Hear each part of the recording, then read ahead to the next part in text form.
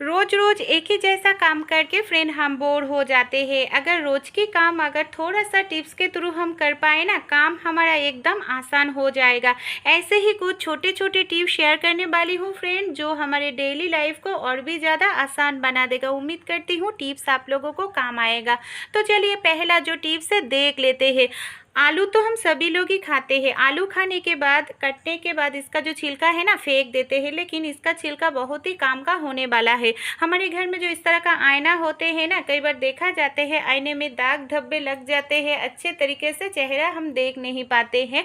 तो अगर हम आलू को छिलके को लेकर इस तरह से आईने में घिसेंगे ना, इससे क्या होगा, आईना हमारा एकदम से चकाचक हो जाएगा। सारे गंदगी, अगर कोई भी निशान है वो भी मिट जाएगा। फिर एक न्यूज़पेपर की मदद से इस तरह से पोंछ लेंगे। देख सकते हैं पहले कितना ज़्यादा दाग धब्बे था, निशान था। आप देखिए आईना जो हमारा है ना एकदम से क्लीन हो गया है बढ़िया तरीके से। तो ये छोटा सा टिप्स आप भी अप्लाई कर सकते हैं। मैं छोटा वाला आईना इस तरह से क्लीन करके दिखाया है, आप चाहे तो बड़ा वाला आईना भी इस टिप की मदद से क्लीन कर सकते हैं। अगला जो टिप्स है, हमारे घर में जो इस तरह का दवाई का रैपर होता है ना, जो खाली हो गया है, हम यूज़ नहीं करते हैं, फेंक देते हैं, ऐसे ही एक खाली दवाई का पैकेट मैंने ले लिया है। कैंची की मदद से छोटे छोटे पीसेस करके काट लिया है। एक बर्तन में डाल देंगे। इसके अंदर 1 गिलास के करीब पानी और 1 चम्मच मैंने भरकर डाल दिया है बेकिंग सोडा। इसको क्या करेंगे, हमारे घर में जो सिल्वर का ज्वेलरी होता है ना, चांदी का ज्वेलरी, एक काला हो जाते हैं, पॉलिश करने के लिए हमें ज्वेलरी शॉप में लेकर जाना पड़ता है, बहुत सारा पैसा खर्च होता है। अगर हम इस तरह से गर्म करके पानी में इस सिल्वर फॉयल या थोड़ा सा नमक डालकर इसको उबालेंगे ना, तो सारे जो गंदगी है चला जाएगा, एकदम से चकाचक हो जाएगा। तो अगला टिप्स हम देख लेते हैं। आलू तो कोई सब्जी तो हम सभी लोग ही खाते हैं, लेकिन जब भी हम आलू काटते हैं ना, एक गलती कर बैठते हैं। देखा जाते हैं बहुत सारे आलू एक साथ इस तरह से धीरे धीरे करके हम काटते हैं, लेकिन इस तरह से काटने से ना आलू जो हमारा है एकदम से काला पड़ जाते हैं। तो किस तरह से हम आलू को काटे, हमारा आलू काला नहीं पड़ेगा, इसके लिए ना एक काम करना पड़ेगा। इसके लिए क्या काम करना पड़ेगा, पहले जब भी हम आलू काटेंगे ना, पहले हमें एक काम जो करना होगा, एक बर्तन में पहले पानी ज़रूर ले लीजिएगा। आलू काटने के बाद ही आप तुरंत पानी में आलू को रख दीजिएगा। इससे क्या होगा, आपका जो आलू है ना काला नहीं होगा, लंबे टाइम आप इस आलू को यहाँ पर रख सकते हैं। छोटा सा टिप्स, आपके हाथ भी क्लीन रहेगा, आलू भी अच्छा रहेगा। अगला टिप्स हम देख लेते हैं। आटा तो हम सभी लोग ही खाते हैं रोटी बनाने के लिए, लेकिन आपने कभी आटे के ऊपर इस तरह से साबुन को ग्रेट किया है? क्यों हम साबुन को ग्रेट करेंगे, मैं थोड़ा सा बर्तन का जो साबुन है ना, बर्तन मजने का, वही साबुन ग्रेट कर लिया है, 1 चम्मच बेकिंग सोडा डाल दिया है। अच्छे तरीके से थोड़ा सा पानी देकर हमें मिलाना होगा, एक पतला जैसा बैटर बनाना होगा। हमारे घर में जो इस तरह का चाय वाला बर्तन है ना, हम अंडा वगैरह उबालते हैं, उस टाइप का बर्तन जो लाल निशान आ गया है वो आसानी से क्लीन नहीं होता है। अगर हम इस तरह से आटे का मिश्रण लगाकर उसमें रख देंगे ना 10 मिनट के लिए, तो बर्तन अपने आप ही चकाचक हो जाएगा, हमें कुछ भी नहीं करना पड़ेगा मेहनत। इसको हम 10 मिनट रख दिए थे, 10 मिनट बाद स्टील का स्क्रबर लेके हमें घिसना पड़ेगा। देख सकते हैं, मैं 1 मिनट के लिए इसको घिसेंगे और हमारा जो बर्तन है ना नए जैसा शाइन चला आएगा, एकदम से चकाचक हो जाएगा।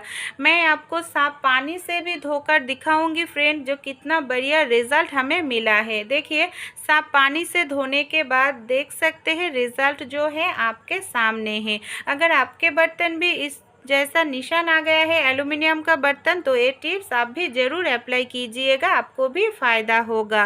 तो चलिए अगला जो नेक्स्ट टिप है, हम नेक्स्ट टिप देख लेते हैं। हम तरीके का जो मछली होते हैं, कई बार हम क्या करते हैं, मछली को ना हम फ्रीज़ में रख देते हैं, डीप फ्रीज़ में। मछली एकदम से बर्फ़ होकर सख्त हो जाते हैं, जिससे बर्फ़ निकलने जाए तो मछली हमारा टूट जाते हैं। तो हमारे घर में जो दूध वाला पैकेट आते हैं या इस तरीके का ऑयल पैकेट आते हैं ना, ये बहुत ही सॉफ्ट होते हैं। इसके अंदर आप छोटी मछली या मीट को भर कर रख दीजिएगा। फिर इस तरीके से भरने के बाद आप इसको फोल्ड करके किसी कंटेनर के अंदर रखने से देखिएगा बर्फ़ कम जमेगा और मछली या मीट बर्फ़ तुरंत ही निकल जाते हैं। इस तरीके का जो पेन आते हैं ना हमारे घर में, मैंने पेन के ऊपर के हिस्से निकल कर के ले लिया है। क्या करेंगे, ऑयल के बोतल के ढक्कन में बीचों बीच छोटे से छेद कर लेंगे। इसके अंदर हम पेन के ऊपर के हिस्से इस तरीके से डाल देंगे, लगा लेंगे। फिर हम ऑयल के बोतल में इस तरीके से लगा लेंगे ढक्कन। कई बार हम ऑयल डालने जाए सब्जी तरकारी में तो ज़्यादा गिर जाते हैं, इससे ऑयल का खर्च ज़्यादा होते हैं। तो इस तरीके से आप बिना पैसा खर्च करके घर पर ही एक ऑयल का बोतल बना सकते हैं, जिससे ऑयल का खर्च भी कम होगा और ऑयल भी बोतल जो है गंदा नहीं होगा। मैंने यहाँ पर एक थाली ले लिया है, थाली में थोड़ा सा डाल दिया है देखिए तेल, और ले लिया है पूरी बनाने के लिए लोई। कई बार हम बेलन चकला से पूरी बनाने में समय लगता है या हाथ में बेलन चकला नहीं है पास, तो एक थाली और एक कटोरी की मदद से आसानी से आप कम समय में बहुत सारे पूरी बना सकते हैं। देखिए और एक बनाकर दिखा रही हूँ। इस तरीके से ऊपर से थोड़ा सा प्रेस करने से ही आपका जो पूरी है बन जाते हैं कम समय में। अच्छे लगे टिप्स तो ज़रूर आप भी फॉलो करके देखिएगा।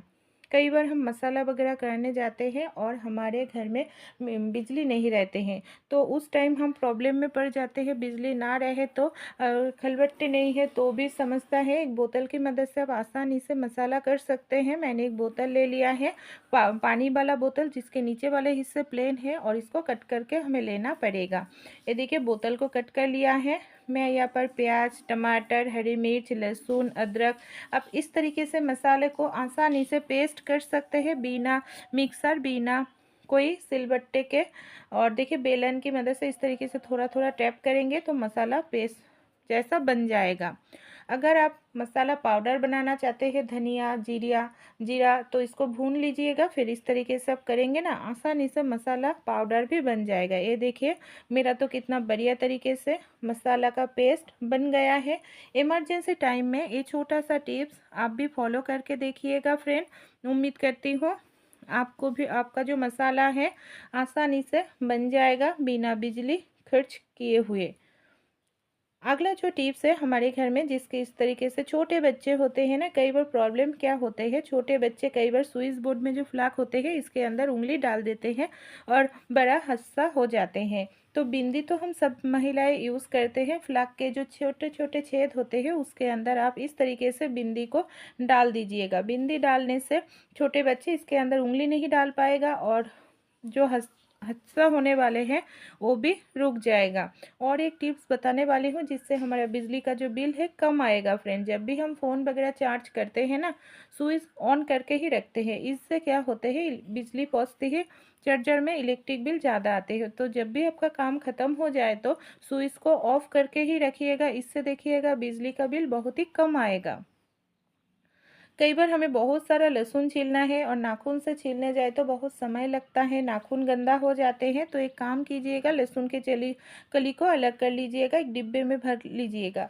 मैंने यहाँ पर थोड़ा सा चना डाल लिया है और इस तरीके से हिलाएंगे। यहाँ पर हमें कच्चा लहसुन इस तरीके से नहीं होगा फ्रेंड्स, सूखा लहसुन हो तो चुटकियों में आप बहुत सारे लहसुन के छिलके इस तरीके से बिना हाथ लगाए हुए छील सकते हैं।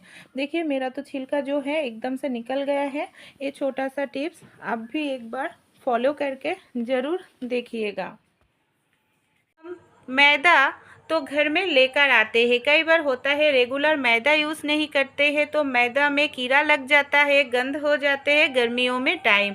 लेकिन मेरा जो मैदा है ना, मैं 2-3 महीने तक स्टोर करके रखा हुआ है, गंद भी नहीं हुआ है, कोई कीड़ा भी नहीं है। क्योंकि मैं मैदा में क्या करती हूँ, थोड़ा सा नमक डालकर अच्छे तरीके से मिलाकर रखती हूँ। इससे क्या होता है, मैदा में ना कीड़ा नहीं लगता है। इस टिप की मदद से आप मैदे को 6 महीने तक स्टोर करके रख पाएंगे, आपका मैदा ख़राब नहीं होगा। जिस डिब्बे में आप रख रहे हैं ना, ज़रूर इस तरह से एक पॉलीथीन लगा लीजिएगा। इससे क्या होगा, डिब्बा एकदम से एयर टाइट रहेगा, हवा नहीं घुस पाएगा, मैदा में कीड़ा नहीं लगेगा। अगला जो टिप्स है, डालिया को लेकर, कई बार हम डालिया खरीद कर लेकर आते हैं बहुत सारा, रेगुलर खाते नहीं हैं और दलिया जो है ना ख़राब हो जाते हैं। तो किस तरह से हम दलिया को घर में स्टोर करके रख सकते हैं, फ्रेश रख सकते हैं, इसके लिए आप एक कढ़ाई ले लीजिएगा। कढ़ाई पे हम दलिया को देकर इस तरह से ना थोड़ा सा इसको भून लेंगे।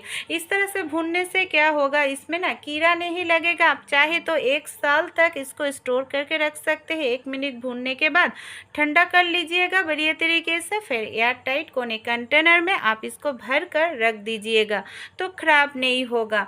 अगला जो टिप्स है, मैंने यहाँ पर ले लिया है थोड़ा सा कॉटन। कॉटन को क्या करेंगे, इस तरह से फैला लेंगे। फिर जो अजवाइन होते हैं ना, अजवाइन को क्या करेंगे, इस तरह से हथेली के तलियों को लेकर इस तरह से मल लेंगे, इससे बढ़िया खुशबू आएगा। इसके अंदर जो लौंग है ना, लौंग को मैंने बहुत सारे पाउडर बना लिए हैं। थोड़ा सा लौंग का पाउडर इसमें डाल देंगे, देखिए इस तरह से। फिर क्या करेंगे, इसके ना बाती जैसा हमें बनाना होगा, इस तरह से देखिए। फिर मैं एक मिट्टी वाला दिया ले रही हूँ, आप चाहे तो कोई भी स्टील का बर्तन भी ले सकते। थोड़ा सा नीम का ऑयल इसमें हम डाल रहे हैं। तो इसको हम कैसे यूज़ करेंगे, जब शाम को टाइम घर में बहुत ज़्यादा मच्छर होगा ना, तो इस टाइम आप इस दिया को जलाइएगा। देखिएगा आपके घर से मच्छर तुरंत ही भाग जाएगा। और आपके जो छोटे बच्चे हैं, बुजुर्ग लोग हैं, मच्छर भगाने के लिए जो कॉयल हम यूज़ करते हैं, ऑयल यूज़ करते हैं ना, उससे जो एलर्जी या कैंसर जैसे बीमारियां होते हैं, इससे नहीं होगा, क्योंकि ये एकदम से नेचुरल चीज़ है फ्रेंड। तो ज़रूर ये टिप्स आप भी अप्लाई कीजिएगा। आप थोड़ा सा कपूर इसमें डाल दीजिएगा, तो क्या होगा, घर का जो नेगेटिव एनर्जी है ना, वो एकदम से ख़त्म हो जाएगा। अच्छे लगे तो अप्लाई ज़रूर करना। अगला जो टिप्स है पत्ता गोभी को लेकर। पत्ता गोभी तो हम बद्दा गोभी सभी लोग ही खाते हैं, लेकिन पत्ता गोभी को फ्रीज में हम 2 महीने तक कैसे स्टोर करके रख सकते हैं, इसके लिए एक ले लीजिए फॉक। फॉक का जो हैंडल है ना, हैंडल को इस तरह से पत्ता गोभी को जो डंडियल है, इस तरह से हमें अलग करना पड़ेगा। डंडियल से ही पत्ता गोभी जो सड़ना शुरू हो जाते हैं। देखिए इस तरह से डंडियों को मैं अलग कर रही हूँ। फिर क्या करेंगे, इस जगह पे ना हमें एक काम करना पड़ेगा। इसमें थोड़ा सा हल्दी हम डाल देंगे, देखिए इस तरह से हल्दी डालने बाद हमें इस तरह से न्यूज़पेपर इसके अंदर डालना पड़ेगा, इससे पत्ता गोभी हमारा ख़राब नहीं होगा। हमारे घर में इस तरीके का जो तवाले हम यूज़ करते हैं ना, किचन में हो या कई बार सिंक के सामने, बेसिन के सामने रखते हैं, जहाँ पर हम हैंग करते हैं, बार बार गिर जाते हैं। इसके लिए एक काम कीजिएगा, कोई भी पुराना मेटल के चूड़ी ले लीजिएगा और चूड़ी में इस तरीके से आप जो तवाले हैं उसको डाल दीजिएगा। फिर एक रबर बैंड इस तरीके से लगा दीजिएगा, ये देखिए इस तरीके से। फिर हम क्या करेंगे, हमारे जो तवाले हैं हम अगर हैंग करके रखेंगे ना, इससे जब भी हम हाथ पोंछेंगे, बार बार जो तवाले नीचे गिर जाते हैं, हमें ठीक करना पड़ते थे, वो प्रॉब्लम एकदम से ख़त्म हो जाएगा। आपका तवाले बार बार नीचे नहीं गिरेगा और गंदा भी नहीं होगा, बार बार ठीक करने की ज़रूरत भी नहीं पड़ेगा। अच्छे लगे ट्राई कीजिएगा। कई बार हमारे सिंक में इस तरीके से बर्तन धोने के बाद, मछली मीट वगैरह सब्जी वगैरह धोने के बाद पानी जम जाते हैं और ये पानी निकलते नहीं हैं, हमें प्लम्बर बुलाना पड़ता है, बहुत पैसा खर्च होते हैं। एक बोतल को कट करके लीजिएगा, इस तरीके से टैप टैप करने से बोतल से देखिएगा पानी जो है सारा निकल जाएगा। कई बार पाइप में जैम हो जाते हैं, जिसके कारण ये प्रॉब्लम होते हैं, और बोतल से टैप टैप करने से प्रेशर क्रिएट होते हैं, हवा के दबाव बनते हैं, जिसके कारण सारे जो गंदगी है पाइप से निकल कर बाहर चला जाते हैं। इस तरीके का जो सब्जी होते हैं, अरबी का सब्जी हो, पत्ते का हो या साग हो, कई बार जब भी हम काटते हैं हमारे हाथों में खुजली होने लगते हैं।